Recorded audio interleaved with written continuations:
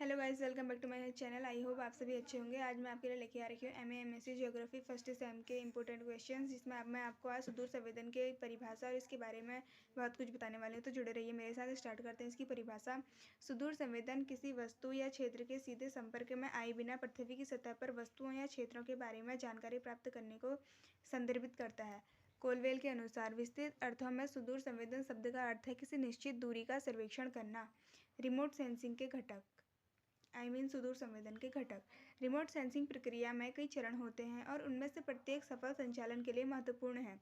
इस प्रक्रिया में आपतित विकिरण व लक्ष्यों के बीच अंतःक्रिया शामिल है। यह प्रक्रिया को इमेजिंग सिस्टम के उपयोग से जाना जा सकता है, जो निम्नलिखित 7 तत्वों में शामिल है, जिसमें फर्स्ट है ऊर्जा स्रोत या रोशनी। रिमोट सेंसिंग के लिए पहला आवश्यक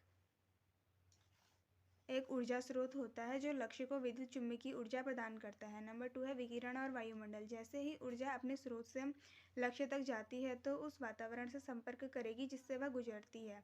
यह संपर्क दूसरे बार हो सकता है क्योंकि ऊर्जा लक्ष्य तक सेंसर द्वारा जाती है। नंबर 3 है लक्ष्य के साथ परस्पर क्रिया। एक बार जब ऊर्जा वातावरण के माध्यम से लक्ष्य तक पहुंच जाती है तो यह लक्ष्य व विकिरण के आधार पर लक्ष्य के साथ परस्पर क्रिया करती है। फोर्थ है सेंसर द्वारा ऊर्जा की रिकॉर्डिंग। लक्ष्य से ऊर्जा के बिखरने या उत्सर्जित होने के बाद हमें विद्युत चुम्बकीय विकिरण को इकट्ठा करने व रिकॉर्ड करने के लिए एक सेंसर की आवश्यकता होती है। यह एक उपग्रह होता है। नेक्स्ट है ट्रांसमिशन, रिसेप्शन व प्रोसेसिंग। सेंसर द्वारा रिकॉर्ड की गई ऊर्जा को अक्सर इलेक्ट्रॉनिक रूप में एक रिसीविंग और प्रोसेसिंग स्टेशन पर प्रसारित करना पड़ता है, जहां डेटा को एक छवि, हार्ड कॉपी या डिजिटल में संशोधित किया जाता है। शिस्त है व्याख्या और विश्लेषण। जिस लक्ष्य को प्रकाशित किया गया था उस लक्ष्य के बारे में जानकारी निकालने के लिए संशोधित डाटा की व्याख्या दृश्य और इलेक्ट्रॉनिक रूप से की जाती है। इस उद्देश्य के लिए विशिष्ट उपकरणों का उपयोग किया जाता है। नेक्स्ट है एप्लीकेशन। रिमोट सेंसिंग प्रक्रिया का अंतिम तत्व तब प्राप्त होता है जब हम लक्ष्य के बारे में इमेजनरी से निकलने में सक्षम जानकारी को बेहतर ढंग से समझने, कुछ नई जानकारी प्रकट करने या किसी विशेष को हल करने में सहायता करने के लिए लागू करते हैं। नंबर 2 है रिमोट सेंसिंग द्वारा कृषि। सरकार देश में पहली बार सैटेलाइट के जरिए बागवानी की खेती कराने की तैयारी कर रही है। इसकी शुरुआत उत्तर पूर्व के राज्यों से कर दी गई है। इस क्षेत्र में रिमोट सेंसिंग तकनीकी से मैपिंग कर किसानों को बताया जाएगा कि उनकी ज़मीन किस फसल के लिए सबसे अच्छी तथा किसके लिए बेकार है। इसमें मौजूद फसल व खाली पड़ी दोनों तरह जमीनों की मैपिंग की गई है। कृषि मंत्रालय बाद में इसकी रिपोर्ट सरकार को सौंप देगा। इस तकनीकी की खासियत यह भी है कि मैपिंग से पूरे इलाके में फसलों में होने वाली बीमारी का पहले ही पता लगाया जा सकेगा। सरकार ने उत्तर पूर्व के 8 राज्यों को एक एक जिले को चुना। सभी जिलों की सैटेलाइट के जरिए एक एक खेत की फोटो ली गई। इसमें 6 बागवानी फसलों की पहचान की गई जिसकी पैदावार अधिक थी। इसमें खेत की मिट्टी, मौसम, भूमि उपयोग, जलवायु, नमी, मिट्टी का स्लोप, फसल का आकलन किया। फिजिकल जांच के लिए स्पॉट सर्वे किया गया। मैपिंग में एक एक किसान के खेत का खसरा नंबर भी डाला गया। अब है जो नॉर्थ ईस्ट इलाके में रिमोट सेंसिंग से खेती करी उसके बारे में दिया गया है। अरुणाचल में संतरा, असम में केला, मणिपुर में अनानास, मेघालय में हल्दी, मिजोरम में अंगूर और दीमापुर में अनानास, नागालैंड।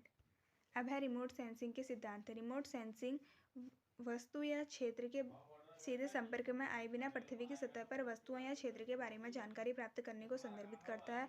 इसका चित्र कुछ इस प्रकार है। उसके बाद है रिमोट सेंसिंग सिद्धांत के अनुसार विभिन्न वस्तुएं उस पर आपतित विद्युत चुम्बकीय स्पेक्ट्रम के विभिन्न बैंडों में अलग अलग मात्रा में ऊर्जा लौटाती है। विभिन्न उपकरणों व तकनीकी का उपयोग करके वस्तु से लौटने वाली ऊर्जा का आकलन कर वस्तु के बारे में पता लगाया जाता है। यह ऊर्जा सामग्री, सतह, खुरदरापन, आपतन कोण, तीव्रता व विकिरण ऊर्जा की तरंगदैर्ध्य की संपत्ति पर निर्भर करता है। सेंसर द्वारा रिकॉर्ड की गई ऊर्जा को इलेक्ट्रॉनिक फॉर्म में पृथ्वी पर एक रिसीविंग व प्रोसेसिंग स्टेशन तक पहुंचाना होता है, जहां डेटा को संशोधित व डिजिटा में संग्रहित किया जाता है। सुदूर संवेदन के प्रकार। सुदूर संवेदन जो है 2 प्रकार के होते हैं। सक्रिय सुदूर संवेदन, पहले इसके बारे में पढ़ लेते हैं। वह संवेदी उपकरण जो स्वयं विद्युत चुम्बकीय तरंगें उत्पन्न करता है तथा जिसे जगह या वस्तु की जानकारी लेनी है तथा यह तरंगें जब वस्तु से टकराकर आती हैं तो इन परिवर्तित तरंगों के आधार पर इन आंकड़ों का पता लगता है। या फिर पता लगाते हैं। नेक्स्ट है निष्क्रिय सुदूर संवेदन। इस प्रकार के सुदूर संवेदी उपकरण में सूर्य का प्रकाश वस्तु से परावर्तित होकर इस उपकरण के पास आता है तथा परावर्तित सूर्य के प्रकाश के आधार पर आंकड़ों का पता लगाया जाता है या जानकारी प्राप्त की जाती है। अर्थात निष्क्रिय सुदूर संवेदन में सूर्य के प्रकाश का उपयोग किया जाता है। नेक्स्ट है रिमोट सेंसिंग के उपयोग। फर्स्ट है इसमें किसी जगह पर या समुद्र में पानी का स्तर या बर्फ की मात्रा आदि का पता भी इस संवेदी उपग्रह की मदद से लगाया जाता है। अगला है किसी बाहर आपातकालीन स्थिति का सर्वे या जानकारी आदि का पता भी रिमोट सेंसिंग के द्वारा लगाया जाता है। किसी युद्ध में दुश्मनों की स्थिति या उनकी गतिविधियों का पता भी रिमोट सेंसिंग द्वारा लगाया जा सकता है। रिमोट सेंसिंग के द्वारा किसी प्राकृतिक घटनाओं का पता लगाने या घटना में क्षति का सर्वे कर भी पता लगाया जाता है। इन आंकड़ों का प्रयोग करके मौसम विभाग द्वारा आने वाली मौसम परिवर्तन व घटनाओं के बारे में जानकारी देता है, जिससे यह पृथ्वी के किसी कोने में चलने वाले किसी खतरनाक चक्रवात या हवा आदि के बारे में उसके शुरू होते ही आगामी हिस्से सतर्क कर देते हैं। रिमोट सेंसिंग का प्रयोग भू आवरण, भूमि उपयोग, मृदा संसाधन व कृषि के विकास के लिए भी किया जाता है। अब है आपका वैद्युत चुम्बकीय विकिरण, इलेक्ट्रोमैग्नेटिक रिसोर्सेज। रिमोट सेंसिंग का पहला तथा सबसे महत्वपूर्ण लक्ष्य को रोशन करने के लिए ऊर्जा स्रोत है। ऊर्जा विद्युत चुम्बकीय विकिरण के रूप में है। यह तो उत्सर्जन से या क्रमित तरीकों से सूर्य या पृथ्वी से उत्पन्न होता है। विद्युत चुम्बकीय विकिरण में विद्युत चुम्बकीय क्षेत्र की तरंगें होती हैं जो अंतरिक्ष के माध्यम से फैलती हैं तथा संवेग व विद्युत चुम्बकीय विकिरण ले जाती हैं। विभिन्न आवृत्ति की विद्युत चुम्बकीय तरंगों को विभिन्न स्रोतों में प्रभाव होते हैं। बढ़ती आवृत्ति तथा घटती तरंगदैर्ध्य के क्रम में रेडियो तरंगें, सूक्ष्म तरंगें, अवरक्त दृश्यमान प्रकाश, पराबैंगनी एक्स किरणें तथा गामा किरणें शामिल हैं। इलेक्ट्रोमैग्नेटिक वेव्स कुछ इस प्रकार की होती हैं। विद्युत चुम्बकीय तरंगों का दृश्यात्मक निरूपण है ये। इसके बाद है हमारा वैद्युत चुम्बकीय विकिरण में विद्युत चुम्बकीय तरंगें होती हैं जो वैद्युतीय तथा चुम्बकीय क्षेत्र के समक्रमित दोहन है। दोहन की आवृत्ति के आधार पर वैद्युत चुम्बकीय वर्णक्रम की घटना की विभिन्न तरंगें उत्पन्न होती हैं। निर्वात में विद्युत चुम्बकीय तरंगें प्रकाश की गति से यात्रा करती हैं, जिसे प्रायः c से निरूपित किया जाता है। वैद्युत चुम्बकीय तरंगें त्वरण से गुजरने वाले विद्युत आवेशित कणों द्वारा उत्सर्जित होती हैं। विद्युत चुम्बकीय तरंगें ऊर्जा संवेग व कोणीय संवेग को अपने स्रोत कण से दूर ले जाती है। रासायनिक यौगिकों व जीवों पर विद्युत चुम्बकीय विकिरण का प्रभाव विकिरण की शक्ति व इसकी आवृत्ति दोनों पर निर्भर करता है। दृश्यमान या निम्नावृत्तियों के विद्युत चुम्बकीय विकिरण को अनायकारी विकिरण कहा जाता है। अब है आपका आवर्ती। एक सेकंड में उत्पन्न तरंगों की संख्या को आवर्ती कहते हैं। या कोई आवर्त घटना बार बार दोहराई जाने वाली घटना जो होती है इकाई समय में जितनी बार घटित होती है उसे उस घटना की आवर्ती कहते हैं। आवर्ती एक भौतिक राशि है, इसीलिए इसे मापा जा सकता है तथा मापे गए परिमाण को एक मात्रा के रूप में व्यक्त किया जाता है। इसका SI मात्रक जो है हर्ट्ज होता है। नेक्स्ट है वेवलेंथ, तरंगदैर्ध्य। दो क्रमागत संपीड़नों या दो क्रमागत विलयनों के बीच की दूरी को तरंगदैर्ध्य कहते हैं। ये इसका चित्र कुछ इस प्रकार है। तरंगदैर्ध्य तरंग के समान कला वाले दो क्रमागत बिंदुओं की दूरी है। ये बिंदु तरंग शीर्ष हो सकते हैं, तरंग गति या शून्य पारण बिंदु हो सकते हैं। तरंगदैर्ध्य किसी तरंग की विशिष्टता है। इसे ग्रीक अक्षर लैम्डा द्वारा निरूपित किया जाता है। इसका मात्रक मीटर होता है। नेक्स्ट है भारतीय अंतरिक्ष अनुसंधान संगठन।